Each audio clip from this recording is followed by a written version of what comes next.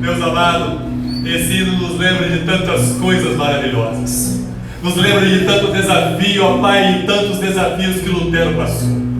Ao ir, ó Pai, em direção ao castelo de Wittenberg, ele não olhou o castelo que dava poder aos homens, mas ele olhou o castelo forte, que é Jesus, aleluia, que dá o verdadeiro poder aos homens através do Evangelho. Oh Pai, somos gratos ao Senhor por homens que o Senhor levantou para, ó Pai, trazer a sã doutrina. Que perseveremos, ó Pai, em levar essa sã doutrina que Jesus Cristo veio implantar de forma eterna, que veio nos mostrar a verdade e a realidade do reino do Senhor. Porque o reino do Senhor não é comida nem bebida, mas o reino do Senhor se consiste em justiça, em paz, em alegria, em gozo no Espírito. E é isso que queremos viver. Queremos viver, ó Pai, em alegria permanente diante do Senhor, porque o que nos alegra não são os desafios dessa vida, mas o que nos alegra é a Tua constante presença. O Senhor prometeu, o Senhor está conosco, o Senhor vai continuar caminhando conosco, não pelo nosso merecimento, mas pelos méritos do Teu Filho amado Jesus Cristo. Por isso, ó Pai, podemos contar contigo. Por isso podemos nos refugiar no Senhor, nos esconder em Ti, nos ocultar em Ti, ó Pai, no império das trevas. Continua mesmo, ó Pai, a nos tornar invisíveis a esse império das trevas, pelo poder do nome de Jesus Cristo, e nos capacita mesmo, sim, ó Pai, a caminhar firmados nos Teus princípios e nos Teus mandamentos. Pai, capacita a Tua igreja. Levanta homens e mulheres, ó Pai, fervorosos no Espírito, homens e mulheres, ó Pai, tementes ao Senhor, homens e mulheres revestidos do poder do Espírito Santo. Oh Pai amado, precisamos da Tua armadura, aleluia. Nos dá o capacete da salvação, nos dá a couraça da justiça, nos dá mesmo o cinturão da verdade, calça em nós a sandália na preparação do Evangelho da paz, que possamos embraçar o escudo invisível da fé, com o qual poderemos resistir a todo o dardo inflamado do maligno, e depois de ter feito todas as coisas, permanecer firmes na Tua presença. Nos dê também a espada do Espírito, que é a Tua palavra. Oh Deus amado, equipados, armados por Ti, podemos permanecer firmados na Tua presença. Por isso nos ajuda na nossa caminhada, nos ajuda a cada dia, e continua a glorificar o Teu santo nome, no nome de Jesus. Amém e amém. Amém? As crianças, as professoras. Oi Nadir, paz, minha irmã, tá tudo bem? Amém, aleluia. Oi Graça, a paz, tá bem? Tempo que a gente não se vê, não é? Aleluia, glória a Deus, Deus é bom. Laura, tudo bem? Felipe, legal com vocês? Amém. Aleluia. Vamos orar pelas nossas crianças, abençoar. E aí, Luiz? Legal? Cadê a Cília? Não vi a Cília. Tá lá no cantinho. Legal. Ei? Ah, tá. Não tá dando comigo, não. Olha lá. Vamos orar pelas nossas crianças. Estenda a sua mão. Pai, nós queremos abençoar as nossas crianças. Queremos pedir mesmo, ó Pai, que o Senhor continue a guiá-las nos Teus caminhos. Queremos clamar ao Senhor que elas possam mesmo, ó Pai, trilhar os Teus retos, justos e santos mandamentos, que elas possam ter isso gravado na tábua do coração delas. Que a cada dia elas sejam instruídas pelos pais, instruídas através da escola bíblica infantil, e que o Senhor possa mesmo, ó Pai, capacitá-las a viver na Tua presença. Abençoamos a cada uma delas e pedimos, ó Pai, que a bênção do Senhor as acompanhe na escola, no meio da rua, nas suas casas, onde elas se encontrarem, que elas sejam guardadas pelo poder do Teu Espírito Santo. Deus, nós abençoamos o Ministério Infantil, a vida da Zeli, da Gabi, de todas as nossas professoras, e pedimos ao Senhor que o Senhor continue a instruí-las, guardá-las, fortalecê-las e restaurá-las na Tua presença. Por isso nós abençoamos este abençoado ministério em nome de Jesus. Amém e amém. Amém? Pode subir. Deus abençoe. Aleluia. É muito bom, né? Eu me lembro todas as vezes que a gente está aqui cantando Castelo Forte. Eu me lembro de Lutero indo para o castelo de Wittenberg, na Diana de Worms, e lá o Papa diz para ele assim: renuncie às suas teses ou você será excomungado. Quem era excomungado da Igreja Católica era tido como herege e que não tinha mais a salvação. Lutero respondeu para ele que Deus tem misericórdia de mim, mas eu não vou renunciar àquilo que eu falei. Isso é certeza daquilo que ele cantou pouco antes de entrar naquele castelo. Lutero compôs esse hino litoral. E ali ele diz: se morrermos, com ele reinaremos. Então Lutero, mesmo diante da iminência da morte, da perda de todos os seus bens, da perda de todos os prazeres terrenos, ele disse: com ele reinaremos. Essa é a nossa certeza. A certeza plena que estamos com o Senhor, que Ele está conosco e com Ele nós reinaremos. Isso é um alento para o nosso coração, uma alegria para a nossa vida, que o Senhor nunca vai nos abandonar. Aleluia. Abra a sua Bíblia em Gênesis. Aleluia. O livro dos começos. É assim que o chamamos na teologia. Livro escrito no capítulo 1 mesmo. Livro escrito por Moisés. Isso do início. Gênesis capítulo 1. Todos acharam? Isso é fácil, né? O primeiro livro da Bíblia, o primeiro capítulo é possível. Esse aqui, quem não achar, já está reprovado na prova de teologia. Vamos ler então? Aleluia. Louvado seja o nome do Senhor. Glória a Deus. No princípio criou Deus os céus e a terra. A terra, porém, estava sem forma e vazia, e havia trevas sobre a face do abismo, e o Espírito de Deus pairava sobre as águas. Disse Deus: haja luz, e houve luz. E viu Deus que a luz era boa, e fez separação entre a luz e as trevas.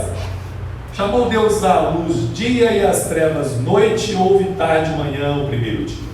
E disse Deus: haja firmamento no meio das águas, e separação entre águas, e fez, pois, Deus o firmamento, e separação entre as águas debaixo do firmamento, e as águas sobre o firmamento, e assim se fez. E chamou Deus ao firmamento dos céus. Houve tarde e manhã o segundo dia. Disse também Deus: ajuntem-se as águas debaixo dos céus num só lugar, e apareça a porção seca, e assim se fez. A porção seca chamou Deus terra, e ao ajuntamento das águas mares, e viu Deus que isso era bom. E disse: produz a terra relva, ervas que deem semente, árvores frutíferas que deem fruto segundo a sua espécie, cuja semente esteja nele sobre a terra. E assim se fez. A terra, pois, produziu relva, ervas que davam semente segundo a sua espécie, e árvores que davam fruto, cuja semente estava nele conforme a sua espécie. E viu Deus que isso era bom. Houve tarde e manhã o terceiro dia. Disse também Deus: haja luzeiros no firmamento dos céus, para fazerem separação entre dia e a noite, e sejam eles para sinais, para estações, para dias e anos, e sejam para luzeiros no firmamento dos céus, para alumiar a terra. E assim se fez. Fez Deus os dois grandes luzeiros, o maior para governar o dia, o menor para governar a noite, e fez também as estrelas, e os colocou no firmamento dos céus para alumiar a terra, para governar o dia e a noite, e fazerem separação entre a luz e as trevas. E viu Deus que isso era bom. Houve tarde e manhã o quarto dia. Disse também Deus: povoem-se as águas de enxames de seres viventes, e voem as aves sobre a terra, sobre o firmamento dos céus. Criou, pois, Deus os grandes animais marinhos e todos os seres viventes que rastejam, os quais povoavam as águas segundo as suas espécies, e todas as aves segundo as suas espécies. E viu Deus que isso era bom. E Deus os abençoou, dizendo: sede fecundos, multiplicai-vos, enchei as águas dos mares, e na terra se multipliquem as aves. Houve tarde e manhã o quinto dia. Disse também Deus: produz a terra seres viventes, conforme a sua espécie, animais domésticos, répteis e animais selváticos, segundo a sua espécie. Assim se fez. E fez Deus os animais selváticos segundo a sua espécie, e os animais domésticos conforme a sua espécie, e todos os répteis da terra conforme a sua espécie. E viu Deus que isso era bom. Também disse Deus: façamos o homem à nossa imagem, conforme a nossa semelhança. Tenha ele domínio sobre os peixes do mar, sobre as aves do céu, sobre os animais domésticos, sobre toda a terra, e sobre todos os répteis que rastejam pela terra. Criou Deus, pois, o homem à sua imagem de Deus o criou, homem e mulher os criou. E Deus os abençoou e lhes disse: sede fecundos, multiplicai-vos, enchei a terra, sujeitai-a, dominai sobre os peixes do mar, sobre as aves do céu, sobre todo animal que rasteja pela terra. E disse Deus ainda: eis que vos tenho dado todas as ervas que dão semente e se acham na superfície de toda a terra, e todas as árvores em que há fruto que dê semente, isso vos será para mantimento. E a todos os animais da terra, e a todas as aves do céu, e a todos os répteis da terra, em que há fôlego de vida, toda a erva verde lhe será para mantimento. E assim se fez. Viu Deus tudo quanto fizeram, e eis que era muito bom. Houve tarde e manhã, o sexto dia. Assim, pois, foram acabados os céus e a terra e todo o seu exército. E havendo Deus terminado no dia sétimo a sua obra que fizera, descansou nesse dia de toda a sua obra que tinha feito. E abençoou Deus o dia sétimo e o santificou, porque nele descansou de toda a obra que como Criador fizera. Senhor, nós queremos te louvar e te glorificar, exaltar e engrandecer o teu nome, ó Pai, porque através do conhecimento da tua palavra conhecemos ao Senhor, conhecemos o seu caráter, conhecemos os seus nomes, conhecemos cada atributo do Senhor e sabemos, ó Pai, através da Escritura quem o Senhor é. Mais do que o Senhor pode fazer, precisamos conhecer quem o Senhor é, para que possamos adorá-lo, ó Pai, em toda esta beleza da tua santidade. Que possamos te exaltar, ó Pai, e glorificar o teu nome através de um culto racional, um culto sem emoção, mas um culto mesmo, Senhor, Pai amado, trazido para a decência e ordem na tua presença, para que possamos compreender, Senhor amado, como diz Paulo apóstolo, a altura, a profundidade, o comprimento e a largura. Entendemos que o Senhor ocupa, Pai amado, todos os espaços e nenhum espaço consegue te reter. E é isso, Senhor, que, Pai, nos traz mesmo todo esse mistério, todo esse domínio, toda a sua grandeza, toda a sua eternidade. Essas coisas constrangem o nosso coração para reconhecermos que o senhorio e a soberania de todas as coisas que acontecem está nas tuas mãos. Por isso nos dobramos em submissão diante de ti. E uma coisa só podemos dizer: como o Senhor criou todas as coisas de forma tão boa, nós sabemos que a tua vontade ela é boa, agradável e perfeita. Cumpre em nós a tua vontade, para que o teu nome seja glorificado, em nome de Jesus. Amém e amém. Quando eu me acertei para preparar essa mensagem, eu queria trazer para a igreja um pouco daquilo que nos parece desconhecido, mesmo conhecendo. Mesmo tendo lido tantas vezes, e eu principalmente, né, na escola bíblica dominical infantil, quando eu estava na igreja presbiteriana, fui criado dentro da igreja, né, nas Sagradas Escrituras desde pequeno. A Fernanda está ali, que não me deixa mentir, né, Fernanda? A Graça também. E eu achei interessante que nessas escolas bíblicas nós aprendíamos essa história. E as nossas professoras colocavam lá no fonelógrafo, né? Colocavam naquela época, não tinha multimídia naquela época, então nós tínhamos os flanelógrafos, elas colocavam as estrelas, a lua, né, o sol, colocavam todos os, né, as figuras, para que entendêssemos um pouco mais a criação. Mas a criação é muito mais do que isso. A criação, e principalmente o que está escrito em Gênesis 1 e 2, se nós não compreendermos o que está aqui escrito, nós não compreendemos o restante das Escrituras. Por isso o Senhor trouxe ao meu coração ministrar esse primeiro capítulo e parte do segundo, onde deveria terminar o livro. A história da criação, ela é decisiva para a compreensão da vontade de Deus para a humanidade. Do nada, Ele cria tudo por meio de Sua palavra. E é interessante que Deus traz a existência porque nada existia. Matéria não era presente. E Deus cria a matéria através da Sua palavra. Do nada, a gente chama isso na teologia de ex nihilo, ou seja, do nada Deus cria todas as coisas. Deus não precisou de ter material nas suas mãos para criar, porque Ele é o Criador de tudo que existe. Nem precisou de ninguém, nada disso. Deus precisou apenas dele mesmo. Ele é autossuficiente.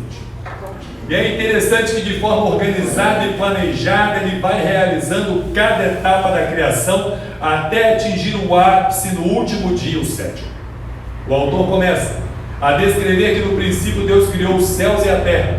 A palavra hebraica bereshit, que é princípio, vem da palavra rosh, que significa cabeça. Isso nos conduz a uma ideia de que há alguém por trás de tudo que existe, uma mente brilhante que idealizou e planejou cada detalhe de tudo que existe. No princípio existia um cabeça, um Criador, e o Espírito do Senhor pairava sobre a face das águas. Irmãos, é tão tremendo isso que quando a gente estuda o hebraico bíblico, a gente começa a entender por que as palavras existem e qual a força dessas palavras para nos trazer entendimento daquilo que Deus quer nos falar. E é interessante que havia um cabeça. Isso nos mostra a excelência desse cabeça, nos mostra o poder desse cabeça, nos mostra a longanimidade desse cabeça, a paciência que ele tem conosco, nos mostra o amor desse cabeça. Deus não precisava de criar nada, Deus não precisava criar o homem para se relacionar, porque ele já tinha um relacionamento íntimo, maravilhoso e profundo através da Trindade. Então Deus não nos criou para nos relacionarmos, ele não precisava. Você já começa a sentir um pouquinho do amor? Ele não precisava nos criar, ele não estava sozinho, ele não sentia solidão.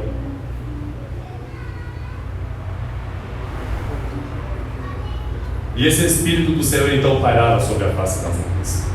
Esse verbo pairar designa uma ação intensiva, intencional e contínua. O Espírito pairava porque havia uma decisão do Senhor em realizar um ato com um objetivo bem definido. Essa palavra, não é? Rahaf, lá no hebraico, ela deriva de uma outra palavra, de um radical, que tem palavras que significam amar intensamente, ampliar, aumentar, ser compassivo, distante, longínquo. Isso mostra que um Deus que estava distante resolve se revelar criando todas as coisas. Ele não precisava da criação, mas em um ato amoroso, compassivo e de aproximação, resolve ampliar o seu leque de convívio com seres tão insignificantes, ilimitados, como os homens e os demais animais criados. Um Deus transcendente, que estava acima de tudo e não se manifestava, resolve se transformar num Deus imanente, presente na minha vida e na sua, através do mesmo Espírito que pairava sobre a face das águas da criação. Hoje Deus paira sobre a sua vida, dentro de você, te conduzindo, te restaurando, movendo a sua vida e te aproximando a Ele, através do Evangelho de Jesus. Aleluia. Esse é o poder do Evangelho. E mais, resolve prover cuidado, subsistência, manutenção e cuidado para todos os seres criados. O Senhor percebeu as trevas, a falta de conhecimento de Deus e criou a luz, que lá no hebraico é o conhecimento de Deus. Deus então se manifesta para mostrar quem Ele é, para dizer à humanidade a que Ele veio, porque Ele criou a humanidade e porque criou todas as coisas. Deus então abre o conhecimento através da luz. E a primeira luz não era a luz do sol. Disse Deus: haja luz, e houve luz. Mas os luzeiros e as estrelas só foram criados depois. Que luz é essa? Jesus. Então o Senhor, através da sua palavra, cria todas as coisas, através de Jesus. Por isso que o autor de Hebreus fala que por meio dele todas as coisas foram criadas e por meio dele todas as coisas subsistem. Se nós estamos aqui é porque Deus nos sustenta. Se nós estamos aqui é porque Deus nos redimiu. Se estamos aqui vivos hoje é porque Deus tem cuidado da nossa existência, tem cuidado da nossa mente, das nossas emoções, do nosso coração, do nosso intelecto. Ele tem renovado a nossa vida mesmo diante das adversidades. Quando você pensou que tudo estaria acabado, aleluia, Ele continua presente, aleluia. Aleluia. Já estou sentindo calor. Essas pregações assim, aleluia. Obrigado, Lindinha. Continuemos. O Senhor então percebeu tudo isso, e Ele separa trevas e luz, separa por analogia dia e noite, cria um ambiente propício para a criação de todas as espécies através de uma atmosfera com água e faz aparecer a parte seca, necessária à vida de várias espécies. A parte seca é coberta de vegetação, plantas e árvores que produzissem sementes e frutos. Para haver um dimensionamento de tempos e épocas, os luminares são criados e com isso se possibilitou a existência de dias, anos e estações. Você percebe esse Deus planejado? O calendário lunar, então, seria uma ordem bíblica de Gênesis? Lunar seria uma ordem bíblica de Gênesis de 28 dias. Esse é o calendário. Sim, porque depois houve uma criação de um outro calendário com um único e específico propósito de separar uma crença de outra. Sim, gregoriano. Sim, o intuito era de separar, então essa separação não é bíblica. Não é bíblica. Nós deveríamos seguir o calendário lunar, não é? Tanto que é assim que existem entre os judeus os 12 meses do ano, só que por causa do número reduzido de dias, a cada 3 anos ele cria mais um mês de Nissan, não é? Para que possa... Hein? Mais um dia no mês? Não, mais um mês mesmo. Mais um mês? Naquele ano cria-se mais um mês para compensar os 3 anos anteriores, não é? Porque à medida que não tem aqueles outros dias, esses dias se completam para criar um novo mês e ajustar o calendário hebraico ao calendário gregoriano ocidental, tá bom? Então é por aí que a coisa aconteceu. Mas o calendário, não é? Lunar foi criado com uma intenção. E a gente vai descobrir daqui a pouco. Segura, vamos falar disso. Então essa parte seca e a parte úmida foi feita para propiciar o crescimento das plantas. Deus então dimensiona todos esses tempos e épocas, e os luminares são criados para isso, o que possibilitou a existência de dias, anos e estações. Os animais aquáticos e as aves foram criados. Logo após, os animais selvagens e domésticos. À medida em que ia criando, o Senhor reconhecia que tudo era bom. Sabe aquele papo de Charles Darwin? Deus criou, os animais foram ficando domesticados porque o homem foi carregando. Não, Deus já criou os animais que iam ser domésticos. Amém. Deus já criou o Caleb, né? Vocês conhecem o Caleb? É, o cachorro. A palavra hebraica para cachorro é Caleb. E essa palavra se forma de 2 outras palavras. Ka é junto, leve, coração. Então o cachorro está junto aqui, né? Os gatos também, né? Aquela gosta dos gatos. Está junto aqui, né? Então é interessante que não é à toa que os nomes são dados, né? E quem dá os nomes é o próprio homem, não é? Então continuando aqui. À medida em que ia criando, o Senhor reconhece que tudo é bom. E esse bom significa amável, agradável, benéfico, generoso e próspero. Essa amplitude de conceitos e sinônimos demonstram também a grandeza da criação. Sendo assim, grande também seria o propósito de fazer com que a sua palavra não retornasse vazia, mas que cumprisse o propósito para o qual ela havia sido enviada. Lembre então quando Isaías fala: a palavra do Senhor não volta para ele vazia, porque há um propósito em toda a palavra de Deus, em todos os santos atos de Deus, até na decepção que você sente com outra pessoa, o nome de Deus também é glorificado. Aí você fala: agora, pastor, você vai ter que explicar esse negócio. Agora você vai ter que explicar o que é que uma decepção que eu sinto com outra pessoa também glorifica a Deus. Porque quando nós nos decepcionamos com homens, mais uma vez Deus nos dá a chance de estarmos mais próximos dele, confiando apenas nele e não confiando em nós mesmos e naqueles que nos cercam. Vou falar uma coisa para vocês.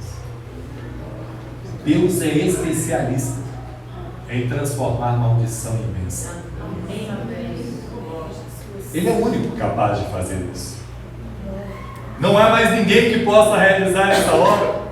Por isso nós entendemos que as decepções também vão poder no final glorificar o nome de Deus. Para que o nome dele seja exaltado, ele precisa estar presente em cada situação. E eu quero te dizer que nas situações mais críticas da sua vida, da minha vida, Deus estava sempre presente, aleluia. Ele não é um Deus de longe, ele não é um Deus que fica distante de nós, pelo contrário, é esse Deus presente a cada dia, que nos consola no meio das nossas tribulações e angústias e dores. Como disse o salmista no Salmo 124: ah, se não for o Senhor, ora diga Israel. Ele reconhece que a presença de Deus era a única causa e exclusiva causa dele ainda estar de pé.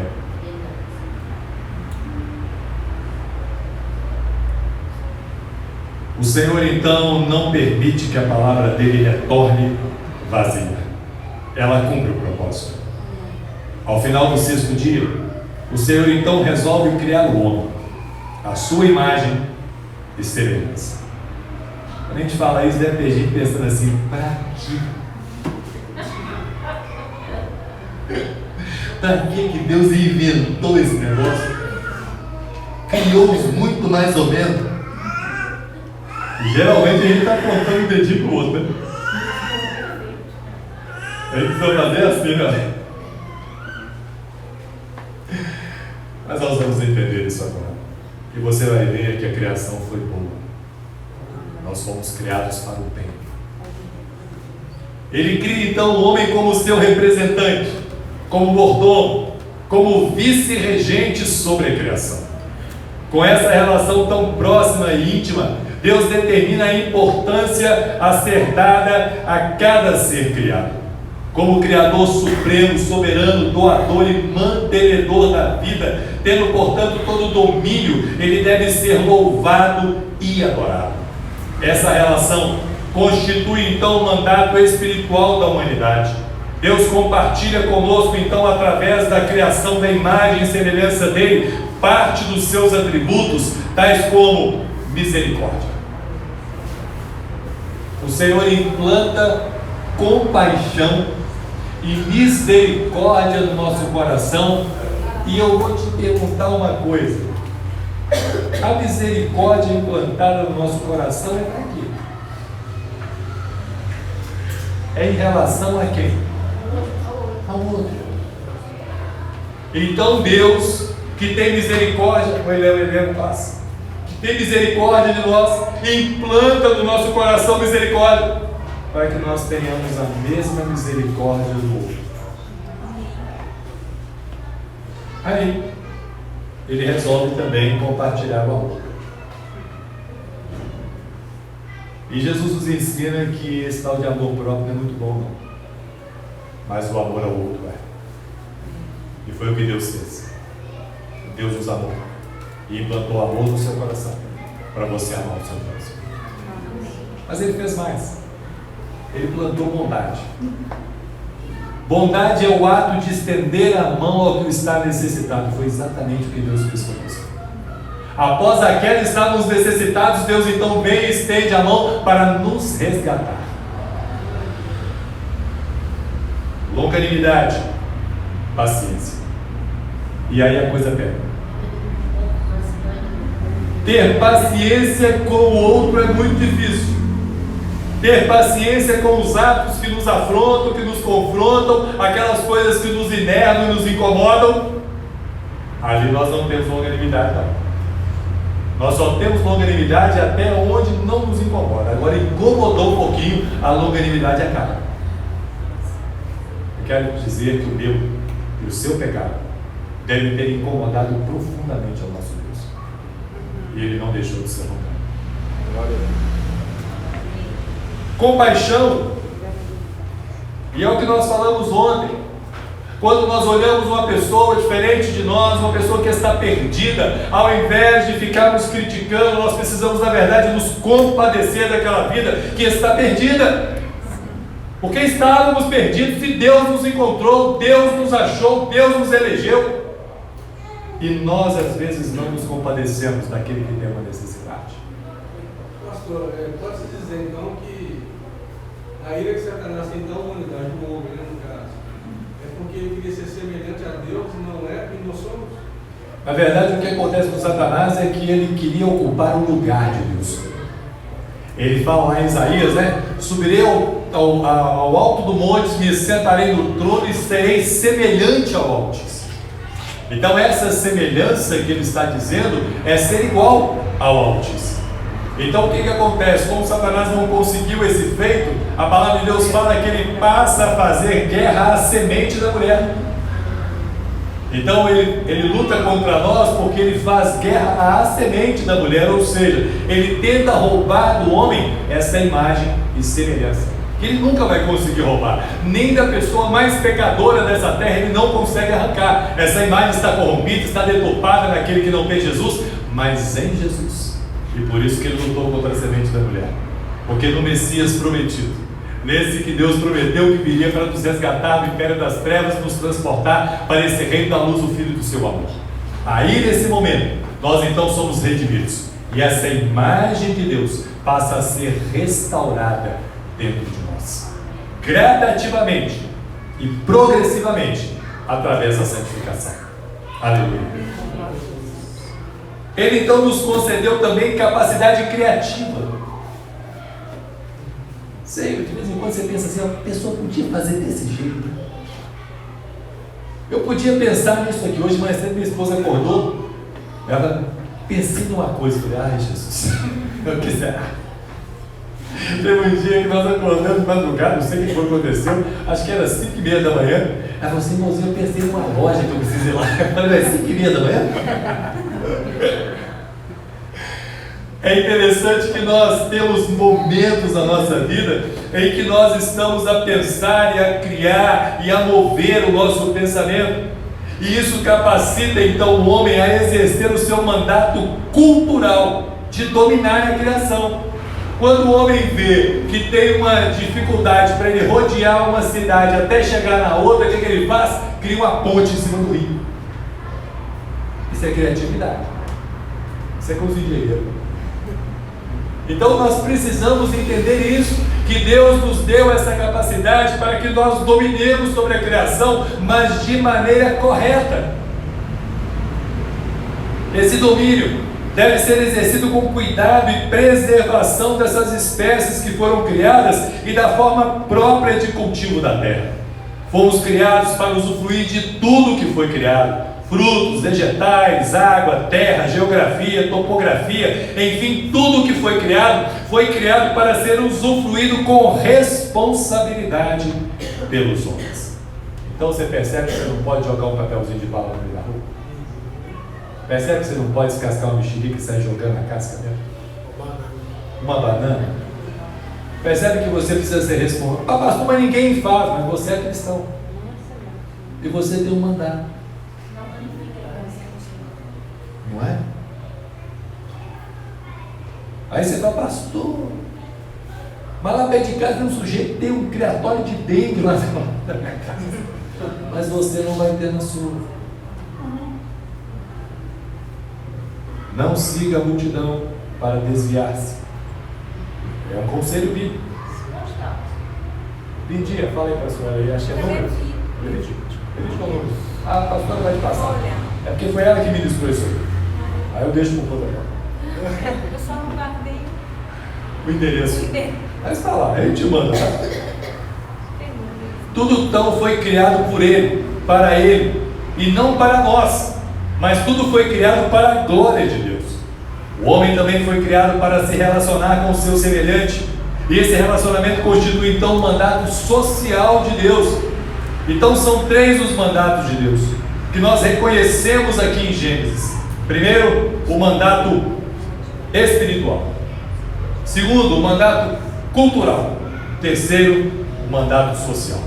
Nós fomos criados para refletir a imagem e a semelhança de Deus através desses 3 mandatos que o Senhor nos deu. Então vamos falar um pouquinho agora desse social. E é um dos que eu mais gosto de falar.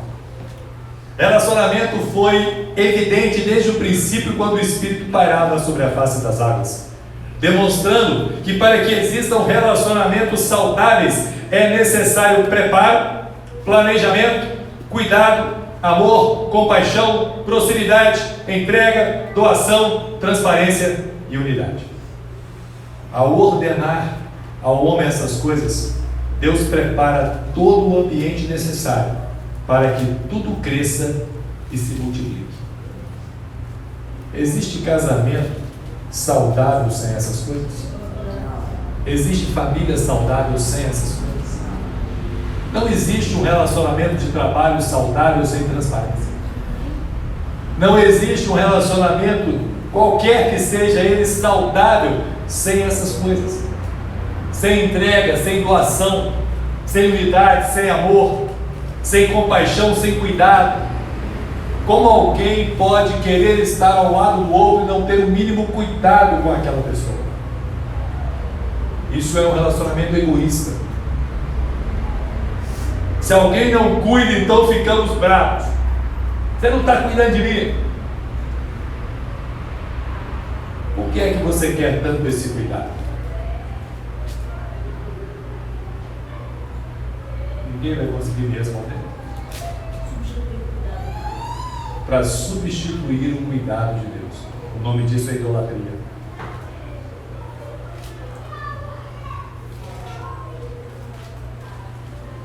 Por isso que a gente está falando de ídolos do coração.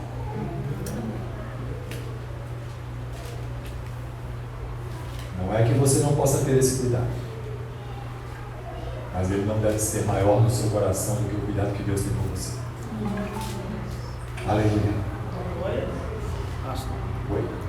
mas isso não pode dar, eu acho, eu creio, né? Não pode dar liberdade para as pessoas não quererem cuidar. Claro, as pessoas precisam continuar cuidando, mas o desejo por esse cuidado é que precisa ser o grande detalhe. Cuidar nós vamos ter que continuar porque é ordenança, mas o querer, o desejar é que é o grande problema.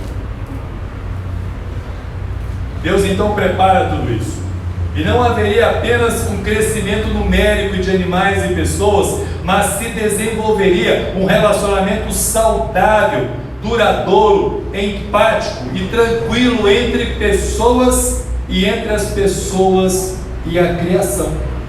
Isso é o que Deus planejou e criou para que o homem manifestasse a presença de Deus na terra. Então nós estamos aqui para manifestar a presença de Deus. Por isso os nossos relacionamentos, tanto com pessoas quanto com a criação, precisa ser equilibrado e saudável, diferente do que está aí hoje. Tem pessoas hoje que dão beijinho na boca do cachorro. Eu vou te dizer uma coisa, não faça isso. Você não sabe a quantidade de bactérias que existe na boca de um cachorro, que não são compatíveis com a boca humana, e você estará exposto a enfermidades. Só não nem põe a boca dele. Não é? Só não as piadinhas. Isso aí, é isso aí. Então nós precisamos tomar cuidado para que nós não extrapolemos esse cuidado, ou esse zelo, ou esse amor. Ele precisa ser contido pelo limite da palavra. A Escritura vai nos dizer o quanto em extensão podemos amar em amplitude e o quanto às vezes precisamos corrigir e disciplinar. Porque amor não é passar a mão na cabeça. Amor é uma decisão de estar ao lado independente dos defeitos. Isso é amor. Aí no meio dessa caminhada, e a gente brinca aqui na igreja, as lixas vão se lixando. E nós vamos ficando mais aperfeiçoados no amor de Deus.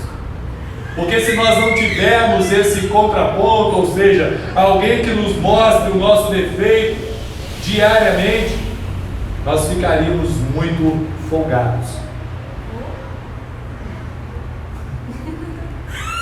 A glória de Deus seria vista não somente através da criação vegetal e animal, mas com cumprimento por parte da humanidade desse cuidado e uso adequado dos recursos proporcionados pelo Senhor para equilíbrio e manutenção de toda a terra.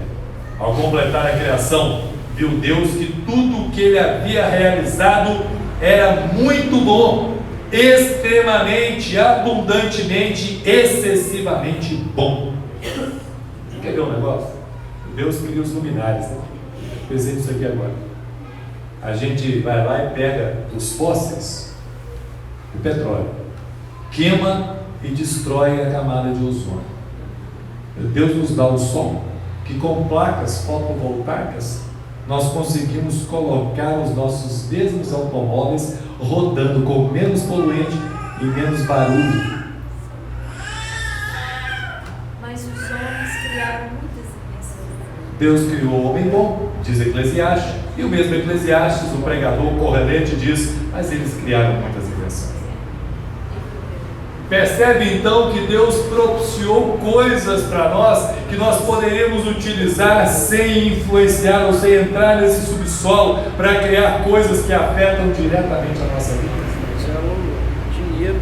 Dinheiro, lucro, não é? Eles criam isso porque é uma combustão, é uma coisa assim, o carro anda mais rápido, o carro é isso, é mais potente, é mais aquilo outro, Até nem mas destrói a própria vida. mais rápido não, mas é por causa de, por exemplo, você implantar hoje energia solar, eles põem o preço lá no alto. Exatamente. E aí você tem que submeter. Aí o sujeito aqui do interior de Minas criou, ele criou a energia solar igual um girassol. Irmãos, eu nunca vi um negócio daquele. Porque você sabe que a placa recebe quando o sol incide. Essa placa ela vai girando de acordo com o giro do sol. Daqui de Minas Gerais, do interior de Minas. Ele vai pegar sol desde as 6 horas da manhã até as 18. Aprendeu com girassol. É biomimético. Então Deus nos deu todas as leis físicas, biológicas, químicas, matemáticas e outras quânticas da vida através da criação. É só observar a criação que vamos observar o cuidado de Deus conosco. Pastor, Oi? quando o senhor estava lendo aí, eu senti de fazer essa pergunta, né? Quando o senhor leu o livro, disse Deus às luzes, disse Deus às sementes e tal.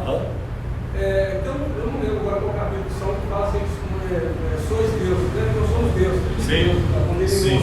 A pergunta que veio na minha quando eu estava lendo é o seguinte: nós, quando eu falo nós, o homem, temos o poder de criar também através da palavra? Tipo assim, né? Trazer uma coisa que não existe para a nossa vida? Não, isso não, porque apenas Deus, a Ele apenas é dado. Isso foi boa pergunta, porque a primeira passagem quando fala assim, no princípio criou Deus. Beleza, ótimo. A palavra original hebraica é bará, ou bará, como querem alguns. E esse verbo de criar está associado apenas à figura, está apenas associado à figura de Deus e não à figura humana. Aí você fala, mas ele não nos deu então essa capacidade criativa, não é? Então nessa capacidade criativa que Deus nos dá, essa palavra é Yosha, que é a capacidade criativa a partir de algo existente e não daquilo que não existe. Na verdade, isso é uma criação, uma Transformação. Então, você cria a partir de algo existente. Por exemplo, nós criamos aqui esse púlpito a partir da madeira. Não é? Aquilo ali foi criado a partir de alguma coisa, lá provavelmente do petróleo, não é que é plástico. Então, nós criamos, como o Nelson disse, transformamos o que já existe. Deus não. Ele cria a partir do nada. Então, nós não temos essa capacidade. Eu conheço porque muitos ensinamentos, né, como você tem que trazer a existência de tudo existe. Então, eu não pensei nisso, eu lembrei desse cara pegando. A única coisa que poderíamos pensar nesse tipo de pregação, trazer a existência o que não existe, é o que não existe na minha vida por enquanto. Então, trazer a existência para mim, para perto de mim. Então, talvez essa seja a questão, né, em voga. Então, essa pregação também é perigosa. Porque eu vou te falar uma coisa: se nós já temos um Deus presente, que conhece todas as nossas necessidades, prometeu suprir cada uma delas, por que nós vamos nos preocupar com tantas coisas? Davi ele chega a dizer: o meu coração não se deixou levar por coisas grandiosas demais, mas eu fiz calar a minha alma. Irmão, nós precisamos fazer calar a nossa alma. A nossa alma está o tempo inteiro assim: vamos pecar, vamos desejar, vamos querer. É sempre assim a nossa alma. E Davi então, já no reinado de Israel, ele fala: eu fiz calar a minha alma.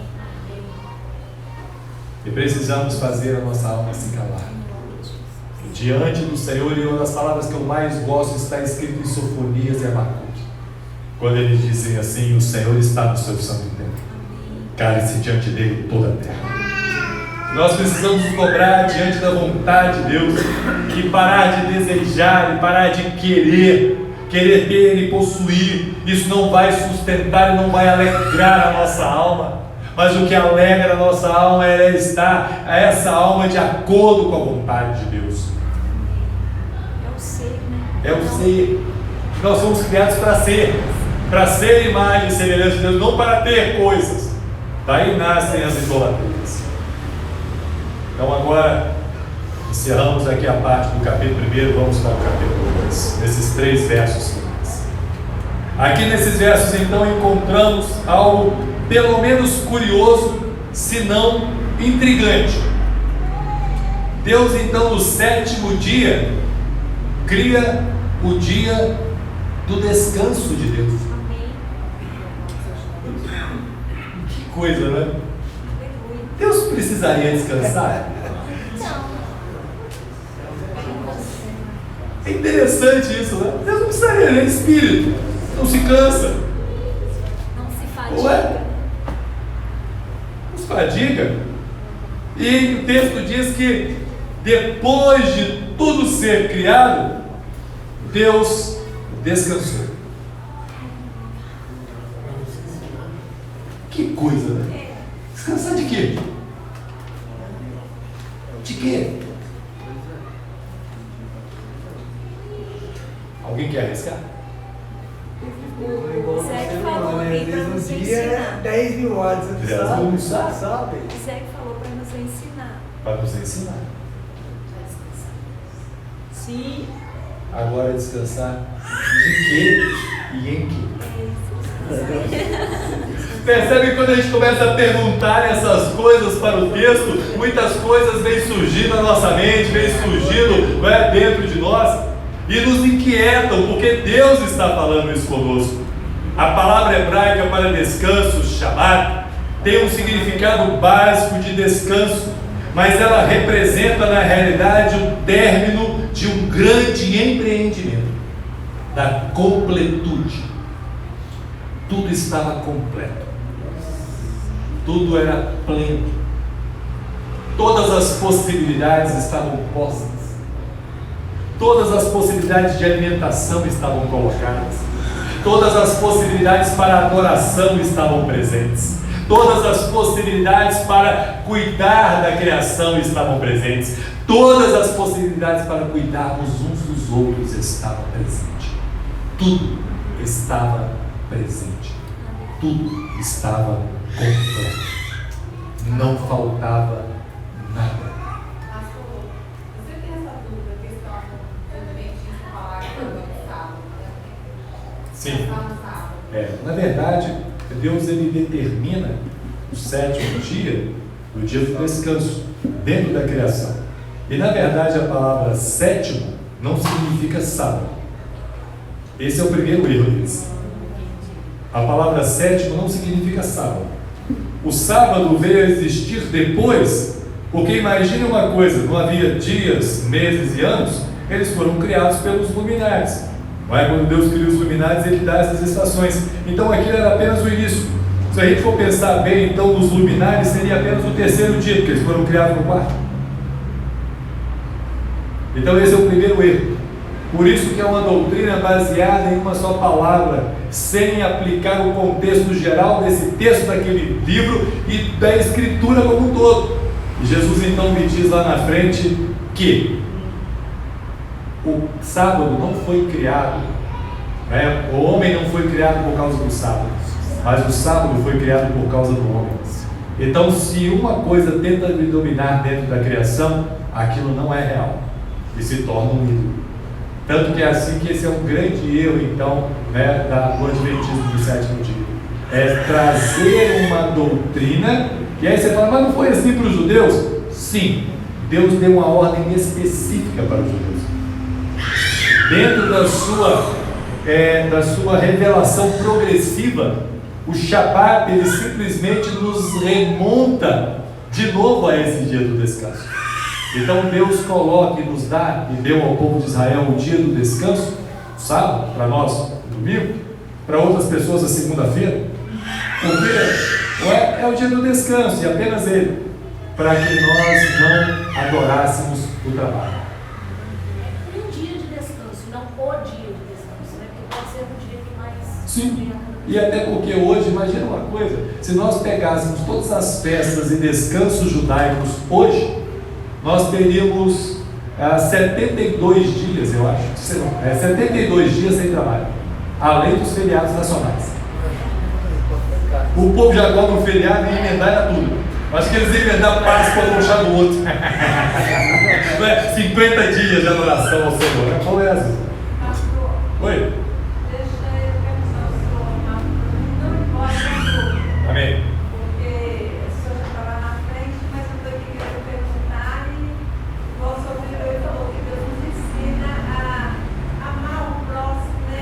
Cuidar do próximo. Sim. Então, eu quero sobre. É um sobrinho que eu tenho. Então, ele ignora a família toda. Entendeu? E a gente já fez de tudo para poder ver se ajuda ele, porque isso pode ser um problema, né? Porque devido desde quando minha mãe morreu. E eu estive lá esse fim de semana, fiquei lá de terça até ontem. Então ele é uma pessoa assim, que ele não conversa com ninguém, então principalmente comigo, assim, ele passa, ele não olha, se eu pergunto, às vezes fala alguma coisa, ele não responde, entendeu? Então a família assim, cansou, abriu mão, entendeu? Entendi. O que eu pensei assim, como que nós temos que fazer? Orar com ele. Sim. Essa é a outra parte do amor.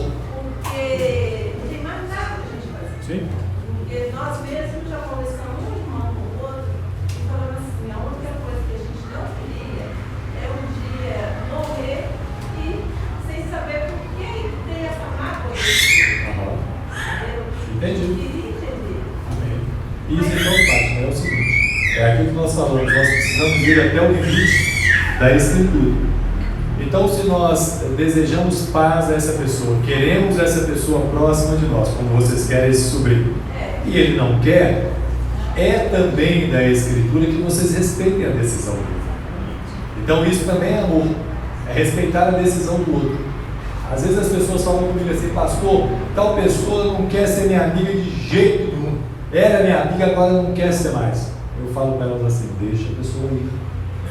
Se você já foi até ela, já pediu perdão, se você tentou a reconciliação, deixa ela ir. Igual eu já fiz isso com ele morou comigo 5 anos e ele é uma pessoa totalmente diferente. Então já cheguei até ele, desculpas, alguma coisa que eu magoei ele. Mas mesmo assim, ele não mudou nada. É porque Aí dentro dele, eu né? falei assim, olha, esquece de uma coisa, agora é a única coisa que a gente tem que fazer é ignorar ele e orar por ele.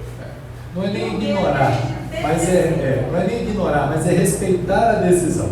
E quando a gente passa perto, você passa perto dele um dia, fala, meu filho, tudo bem, Deus te abençoe. Se ele não te responder nada, tá tudo Não, ótimo. pastor, ele gosta nem de escutar, falar em Deus com ele. É mesmo? Você sabe o que ele virou e falou? Meu irmão pegou isso, estava assim, todas as vezes que meu irmão passava perto dele, vinha aquela coisa assim, fala com ele. Porque um dia meu irmão foi falar de Deus para ele, assim, olha filho, deixa eu falar com você. Se você quer conseguir alguma coisa, só mesmo com Deus. Porque com mais ninguém você vai conseguir. Ele virou para assim, porque esse Deus que só sabe me fuder. E meu irmão pegou, ficou machucado com aquilo, todos eles passavam perto dele assim, fala com ele. Aí o dia que o povo olhou para ele, ficou com ele. Ele começou a prestigiar, não falar. Aí falou para ele assim, olha, deixa eu te falar. Enquanto você não pôr Deus no seu coração, você não vai conseguir nada na sua vida. Você vai só cair. Então, Fátima, o grande problema é o seguinte, que nós, isso não é nem escriturístico, né, falar isso para a pessoa. Esse é o primeiro ponto, nós não podemos amaldiçoar quem já não está bem, e nem o que está bem, não é? Na hora de ter ofendido Deus, nós ficamos cansados de... E aí é o que é o grande detalhe. Primeiro, nós não podemos repetir palavras torpes que as pessoas dizem. Esse é o primeiro fato. O segundo fato é que nós não devemos amaldiçoar ninguém, mesmo que ele fale mal de Deus. Porque ele já está colhendo tanto, né? Veja a plantação, ele já está colhendo tanto. Eu costumo dizer o seguinte, empurrar bêbado ladeira abaixo é muito fácil. O problema é ajudar ele a descer a ladeira. Então nós precisamos segurar para que ele não desça. Então nós vamos ter que tomar cuidado nas nossas palavras. Lembra que a gente sempre prega isso? Toma cuidado da sua palavra sobre o outro. Então o que deve ser feito? Se ele não quer mais que fale de Deus para ele, nós vamos respeitar. Vocês precisam respeitar. O que vocês têm que fazer? Bom dia, meu filho, tudo bem? Pronto. E ali naquele decorrer do tempo, vocês vão orando por ele. Orem pela vida dele. Porque quando o homem não é convencido, não é, por uma pregação, por uma palavra, por uma bênção, ele só pode ser convencido pelo Espírito Santo. Então a única forma de amar uma vida assim é através da oração. Para pedir para que o Espírito Santo convença do pecado, da justiça e do juízo. Em nome de Jesus. Então, isso assim, Deus está lá, entendeu? E às vezes, assim, eu não procuro conversa, se Não há problema. isso não quer dizer que eu estou pecando no seu Não. nada é esse. Você está simplesmente respeitando. Agora, se ele vier conversar com você, essa é a última parte que eu vou explicar. Se ele vier até você, converse com ele naturalmente, como se nada tivesse acontecendo. Porque é assim que nós precisamos ganhar as pessoas que estão em rebelião contra Deus, através do amor. Amém. Em nome de Jesus. Não é? Continuemos. Então, essa palavra que nos dá essa dimensão do término de um empreendimento é Shabat. O Senhor concluiu de forma perfeita toda a obra necessária para se revelar ao homem através do que fora criado. Mas entendemos que esse dia de descanso em nada tem relação com renovar as forças para o próximo empreendimento ou semana de trabalho, mas representa tudo o que havia sido preparado para que a vida do homem fosse completa. Deleitar-se na presença de Deus, louvá-lo pelo que havia sido criado e estar contemplando as maravilhas para que o nome dele seja glorificado. O descanso é uma chamada inicial do Senhor para que o homem se deleite nele apenas. Sabe qual é uma prática que nós perdemos na igreja cristã? A prática da contemplação. A nossa vida é tão rápida, que nós nos esquecemos de parar para meditar nas coisas de Deus. Contemplação é fixar os olhos e meditar sobre aquilo que você está vendo. Então, quando você contempla Deus, a sua palavra, contempla a criação, contempla todas essas coisas, você está, na verdade, procurando entender mais a Deus e compreender quem Ele é. Porque nós queremos conhecer a Deus pelo que Ele pode fazer por nós. Quantas vezes na sua oração você verdadeiramente o adora? Pedimos bastante, né? Isso é fácil e fato. Fala, Bela. Isso também seria um ato de confiança em Deus, esse descanso é um sinal de confiança em Deus. Em Deus. Contemplando o que Ele fez por nós. Exatamente. Isso aí, ou seja, eu confio plenamente na disposição de Deus em cuidar de mim. Isso é real.